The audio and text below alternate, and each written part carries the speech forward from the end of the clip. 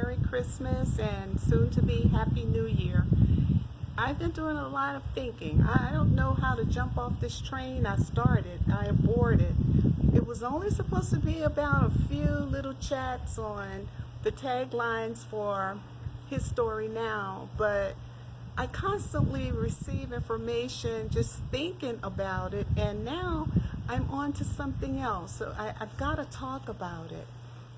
I'm standing here by this tree because right now it's bare. But one thing we know for sure, when the weather changes, you're going to have some nice green leaves. So what that tells you is any moment of disappointment or hurt, it won't be like that always. Remember we talked about triggers? Yeah, we all have triggers. I have them all the time.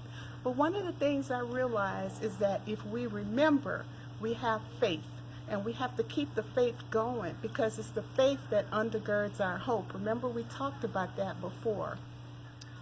Here's what I've been thinking lately, though.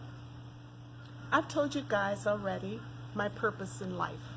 My purpose is to maximize or empower people to maximize their potential, irrespective of racial, ethnic, or cultural diversity, through love, trust, respect, and sensitivity. That's why I was born. Pure and simple, full stop. But my mission changes depending upon need. And so now, obviously, all of these little chats and these little conversations are my missions because what it's doing, and I hear from people that it's helping them, and so many people can relate. It all started because of the play, which we're still dealing with, His Story Now. But here's what I've come to realize. My greatest disappointments in life have always been when the love that I try to extend to others is not received. That's it. Because I know who I am. I am a vessel of love. That's who God created me to be.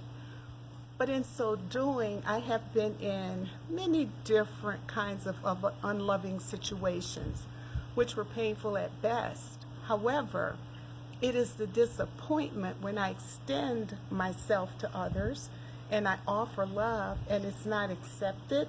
Then what does that mean? That means it's hurtful to me because of the essence of whom God has created me to be.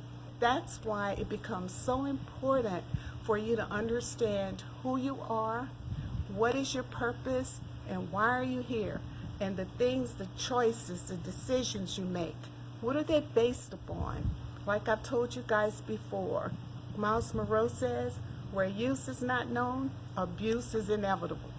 So if you are entering into some kind of decision without giving it real critical thought as to how it is going to impact you and your very essence, you're bound to be hurt. I have tried several times to reach out to different people through life as it goes, but they were not able to understand why I was doing it. If I reflect back to the paradoxical commandments, remember one of them says, you can be kind and you can be nice, and people may think you have an ulterior motive, but you need to do it anyway, because at the end of the day, it's not about you and them, it's between you and God. So think about that and the suffering that a lot of times we have is purely based upon the fact that it goes against who God has created us to be. So this is very short, and what I hope in your introspective moments, since we're coming up on a new year, that you would think about that. Try to delve into who has God created you to be. And I'll leave you with this. The scripture says God is love. Well, if we are made in His image and in His likeness, then we should be loved too.